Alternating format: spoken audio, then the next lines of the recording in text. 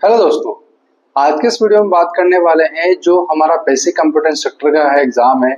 वो आप सभी को पता है कि आपका 22 अगस्त को डेट फाइनल हो चुकी है और जहां तक है कि जो बोर्ड के जो चेयरमैन है आलोक राज जी का कोई मानस नहीं है कि वो इस एग्जाम डेट को आगे पोस्टपोन करने वाले हैं। तो आप सभी अपनी तैयारियों में जुट जाइए क्योंकि अभी तक कोई ऐसा अपडेट नहीं है कि वैकेंसी आपके आगे शिफ्ट होगी। हाँ, पदों को लेकर के बात हो रही है कि भाई हाँ पद बढ़ सकते हैं। तो हो सकता है कि वैकेंसी के एग्जाम होने के बाद में जैसे बाकी एग्जाम है, जैसे इन्होंने सेकंड ग्रेड में किया है कि पद बढ़ा दिए बाद में, ठीक है, फिर भी वैकेंसी इन्होंने पोस्टपोन नहीं करी। तो ऐसे ही इस वैकेंसी में भी हो सकता है कि एग्जाम लेने के बाद में और रिजल्ट आने के बीच में आपसे ये नोटिफिकेशन मिल सकता है या ये अपडेट मिल सकता है आपको कि आपके पद बढ़ चुके हैं, यानी कि जो आपके पद अभी है वो डबल हो सकते हैं। इतना अभी तक क्लेरिफिकेशन हुआ है। अब आज की इस वीडियो में बात करने वाले हैं कि जो पेपर सेकंड है, पेपर फर्स्ट की तो हमने प्रीवियस वीडियो में बात कर ली थी कि पेपर फर्स्ट में क्या टॉपिक है, कैसे मार्क्स डिस्ट्रीब्यूशन हो रखा है, किस टॉपिक से कितने कितने मार्क्स के कितने कितने क्वेश्चंस आने वाले। तो हमने पिछली वीडियो में पेपर फर्स्ट को अच्छे से डिस्कस किया। अब बात आती है पेपर सेकंड की, क्योंकि यहाँ पे एक क्राइटेरिया है कि 40% आपके पेपर फर्स्ट में आने चाहिए और 40% आपके पेपर सेकंड में आने चाहिए। अब दोनों में पास होना भी कंपलसरी है। तो आज हम सिर्फ ओनली पेपर सेकंड के बारे में बात करेंगे कि पेपर सेकंड में हम कौन कौन से वो जो इम्पोर्टेंट टॉपिक है अगर वो भी हम करके चले जाते तो हमारे जो एग्जाम है वो क्वालिफाई हो जाए। तो आज मैंने एक फॉर्मेट सेट करके बनाया है, मैं आपको ये फॉर्मेट अपने टेलीग्राम चैनल पर डाल दूंगा। तो आप वहां पर जाकर भी इस फॉर्मेट को वहां पर चेक कर सकते हैं कि भाई किस किस सब्जेक्ट से कितने कितने क्वेश्चन आ रहे हैं, कौन सा सब्जेक्ट आपने कैसे तैयार करना है। ठीक है, तो अगर मैं रफली एक आइडिया दूं पेपर फर्स्ट के बारे में कि पेपर फर्स्ट जो था आपका वो आपका पता है कि 100 मार्क्स का है, जिसके अंदर आपको पता है कि मैथ आपकी 10 नंबर की है, रीजनिंग आपकी 40 नंबर की है, यानी कि मैथ और रीजनिंग का जो पोर्शन है वो 50% कवर करे। अब जो 50% आपका बचता है जिसके अंदर आपका 10 मार्क्स का आपका करंट अफेयर्स, 10 मार्क्स का आपकी जनरल साइंस, उसके अलावा 30 नंबर का आपका जो बचता है वो जनरल नॉलेज यानी कि जीके, जिसके अंदर आपका हिस्ट्री, आर्ट एंड कल्चर और ज्योग्राफी वाला पार्ट है। तो ऐसे करके वो पेपर इसे मार्क्स में डिस्ट्रीब्यूट हो रखा है। अब आज हम जो मेजरली बात करने वाले हैं वो पेपर सेकंड के बारे में बात करने वाले कि पेपर सेकंड में किस किस सब्जेक्ट से सिलेबस में कितने क्वेश्चंस पूछे जा रहे हैं। अगर हम बात करें पेपर सेकंड में हमारे कुल मिला के 12 टॉपिक है, यानी कि 12 यूनिट्स है। अब उसमें जो पहली यूनिट है वो है पेडागोजी की। उसके अंदर क्या है कि आपके कम से कम 3 से 4 सवाल पूछे जाते हैं।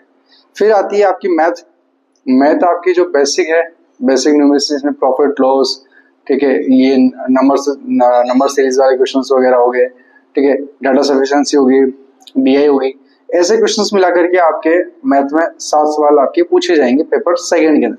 फिर आती है आपकी थर्ड यूनिट आती है जो है फंडामेंटल ऑफ कंप्यूटर, जिसके अंदर आपके 12 सवाल कम से कम पूछे जाएंगे। फिर आती है आपकी डाटा प्रोसेसिंग, जिसके अंदर आपके वर्ड, एक्सेल, पावर पॉइंट ये आता है। तो उसके आपके डाटा प्रोसेसिंग यानी यूनिट 4 से आपके 10 सवाल पूछे जाएंगे। अब बात करते हैं यूनिट 5 की, जो है आपकी प्रोग्रामिंग फंडामेंटल्स, उससे आपके पूछेंगे 11 सवाल। फिर आते हैं आपके DSA, data structure and algorithm, उससे आते हैं आपके 7 सवाल। फिर आते हैं आपके कंप्यूटर ऑर्गेनाइजेशन, ठीक है, उसके अंदर आता है सीओ एंड ओएस का पार्ट आता है, जिसके अंदर यूनिट 7 है, उसमें आपके 8 सवाल पूछे जाते हैं। फिर बात करते हैं जो यूनिट आपकी 8वीं है वो है कंप्यूटर नेटवर्क, उसके आपके 6 सवाल पूछे जाते हैं। फिर आपकी जो यूनिट 9 है वो है आपकी नेटवर्क सिक्योरिटी, उससे आपके पूछे जाते हैं कम से कम 8 सवाल। फिर आपकी जो यूनिट 10 है वो है आपकी डीबीएमएस, डाटाबेस मैनेजमेंट सिस्टम। ये एक बहुत बड़ा वेटेज इस एग्जाम में रखता है, क्योंकि इस खाली इसी टॉपिक से कम 15 सवाल पूछे जाते हैं। तो ये तो आपको पढ़ना ही पड़ेगा। इसके बाद में अगर हम सैड की बात करें तो जो यूनिट 11वीं है उसमें कम से कम आपके 8 सवाल पूछे जाते हैं। फिर बात करते हैं जो यूनिट 12 है, जिसमें आपके आईओटी का पार्ट है, इंटरनेट ऑफ थिंग्स का पार्ट है, जिसमें आपके मिनिमम 5 सवाल उसमें मेजरली पूछे जाते हैं। तो ये मैंने आपको पेपर सेकंड में जो 12 यूनिट है उसका जो मार्क्स का जो डिस्ट्रीब्यूशन है वो मैंने आपको एक्सप्लेन करके बताया। अब आपको ये है कि सर 40% कैसे आ जाए हमारे, कि हमारे पास सिर्फ 40% मार्क्स आ जाए, हम एग्जाम क्वालिफाई कर ले। पेपर फर्स्ट को तो हम देख लेंगे, क्योंकि पेपर फर्स्ट मोस्टली कॉमन है, जीके ऑलमोस्ट सभी बच्चे पढ़ रहे हैं, मैथ रीजनिंग ऑलमोस्ट सभी एग्जाम में आ रही है, तो बच्चों की उसमें प्रैक्टिस है। अब बात आती है पेपर सेकंड की, कि सर कैसे भी करके पेपर सेकंड को पास करने का तरीका बता दीजिए कि हम 40% मार्क्स लेकर के आ जाए और हमारा इस वैकेंसी में सिलेक्शन हो जाए। अब अगर आप बात करते हैं पेपर सेकंड की, तो पेपर सेकंड में आप सबसे पहले मैं आपको बताऊंगा 5 ऐसे यूनिट्स है जिनको अगर आप करते हैं वो भी कम से कम आपको 40% मार्क्स का जो क्वालिफाई मार्क्स है वो दिला सकती है। तो सबसे पहले जो यूनिट आती है वो आती है फंडामेंटल ऑफ कंप्यूटर्स, वो आप तैयार कर लीजिए। उसके बाद में आप तैयार कीजिए नेटवर्किंग, ठीक है, जो आपका नेटवर्क कंप्यूटर नेटवर्क का जो पार्ट है वो आप तैयार कर लीजिए।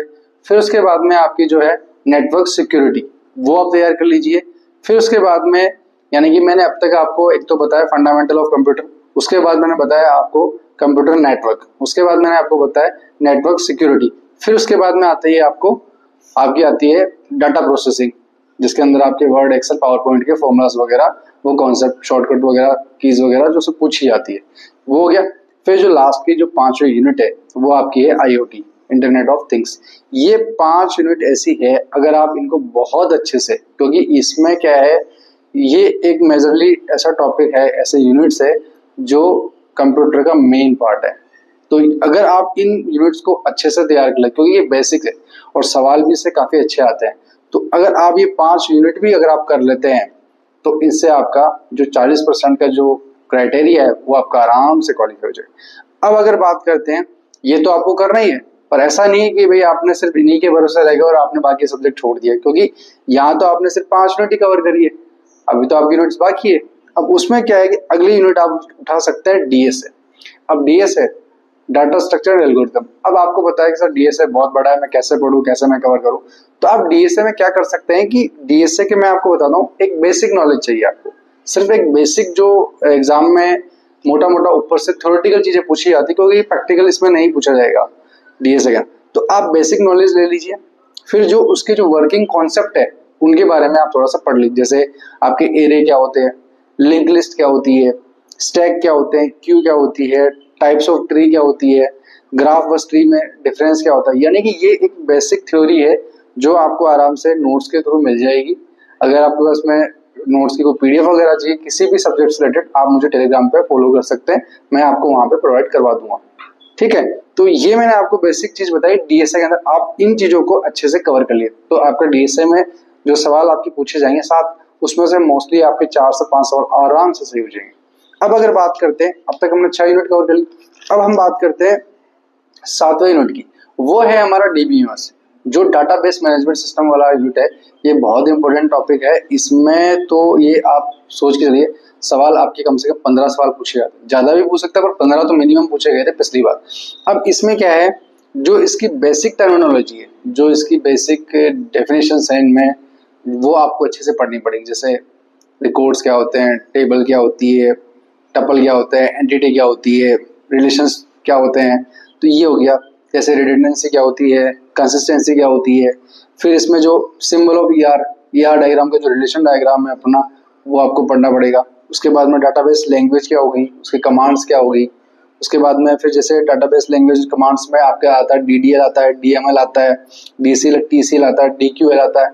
तो इनसे आपको ये पूछा जाता है कि भाई इसमें क्या क्या चीजें आपके आती है, ठीक है। तो इसकी मैं आपको एक PDF प्रोवाइड करा दूंगा जो आप उसको शॉर्ट नोट के रूप में पढ़ सकते हैं। फिर जैसे इसमें नॉर्मलाइजेशन फॉर्म आती है, 1F 2NF 3NF 4NF क्या होती है, BCNF क्या होती है, फिर टाइप्स ऑफ कीज क्या होती है, प्राइमरी की क्या होती है, कैंडिडेट की क्या होती है, फॉरेन की क्या होती है, सुपर की क्या होती है। तो ये एक बेसिक कीज के बारे में। फिर जो आपके मेजरली SQL के कमांड है, जो SQL की कमांड है वो आपके इसमें पूछे जाते हैं, तो उसकी भी एक थ्योरी से क्वेश्चन ही पूछते हैं। अगर आप इसमें SQL कमांड्स में पुराने साल के पेपर्स के अगर PYQs भी देख लोगे तो उससे आपका कवर हो जाएगा। अब ये तो आपका हो गया यूनिट 7 तक।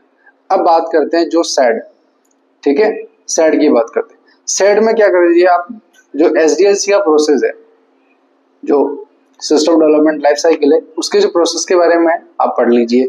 उसके बाद में उसकी जो टेस्टिंग है वो टाइप्स ऑफ टेस्टिंग के बारे में पढ़ लीजिए।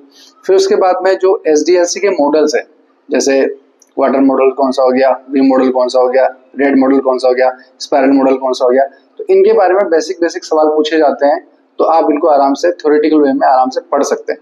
तो ये आपका सेट का पार्ट होता है जो आपको कवर कर सकते हैं। फिर उसके बाद में आता है कंप्यूटर ऑर्गेनाइजेशन एंड आर्किटेक्चर। ये यूनिट है, इसमें ऑपरेटिंग सिस्टम क्या होता है, बेसिक उसकी डेफिनेशंस वगैरह पूछी जाती है। फिर आपकी जैसे मेमोरीज का हो गया, मेमोरीज डिस्ट्रीब्यूशन, जैसे कि आपकी कैच मेमोरी क्या होती है, उससे रिलेटेड सवाल हो गया। फिर जैसे आपकी DMA कंट्रोलर क्या हो गया, उसके बारे में। फिर ये कोहेशन एंड कपलिंग के बारे में पूछ सकते हैं आपसे। तो ये एक मेजरली मैंने मोटे टॉपिक्स बताए, आप इनकी थ्योरी अच्छे से कवर कर लीजिए, तो इससे जो रिलेटेड जो भी सवाल बनेंगे वो आप आराम से कर लेंगे। और इस सब्जेक्ट से रिलेटेड, यानी कि जो मैंने आपको कंप्यूटर ऑर्गेनाइजेशन आर्किटेक्चर बताया, इस आर्किटेक्चर सब्जेक्ट से आप PYQ सॉल्व कर सकते हैं। PYQ उसमें देख सकते हैं कि पिछले साल में पेपर कैसा पूछा गया है, और पिछले साल में के जो प्रीवियस ईयर एग्जाम्स में जो क्वेश्चंस आए हैं उनसे आपको आइडिया मिल जाएगा कि भाई इसमें किस किस तरह के सवाल पूछा जाए। फिर अब जो लास्ट बचता है आपका, वो बचता है प्रोग्रामिंग फंडामेंटल। क्योंकि देखो, प्रोग्रामिंग फंडामेंटल बहुत बड़ा सब्जेक्ट है, ये एक दिन में तो होना है नहीं, और आपको कम से कम इसके लिए कम से कम 3 से 4 महीने चाहिए, और इतना समय हमारे पास में बिल्कुल भी नहीं। तो छोड़ना कुछ नहीं है, क्योंकि अगर आप मानो कि आपको 5 सवाल में से अगर 2 सवाल 3 सवाल भी अगर आपने कर लिए, तो इस एग्जाम में आपको वो एक मार्क्स आपको बढ़त दिलाएगा। अब अगर बात करते हैं प्रोग्रामिंग फंडामेंटल की, तो इसमें आप जैसे जो UPS के जो कॉन्सेप्ट है, 4-5 कॉन्सेप्ट है, वो पढ़ लीजिए। उसके बाद में नंबर सिस्टम जो टॉपिक है वो इसमें पूछा जाता है। नंबर सिस्टम बहुत बार फंडामेंटल में पूछ लेते हैं और प्रोग्रामिंग के अंदर ही पूछ लेते हैं, क्योंकि नंबर सिस्टम में जैसे आपके binary to hexa, hexa to binary, ठीक है, ये हो गया। तो ये कन्वर्जन वगैरह जो इसके क्वेश्चंस होते हैं ये पूछे जाते हैं, और मोस्टली इससे एक सवाल तो पक्का पूछा ही जाएगा। पिछली बार भी इससे एक सवाल पूछा गया था, तो इस बार भी चांसेस है कि इससे सवाल।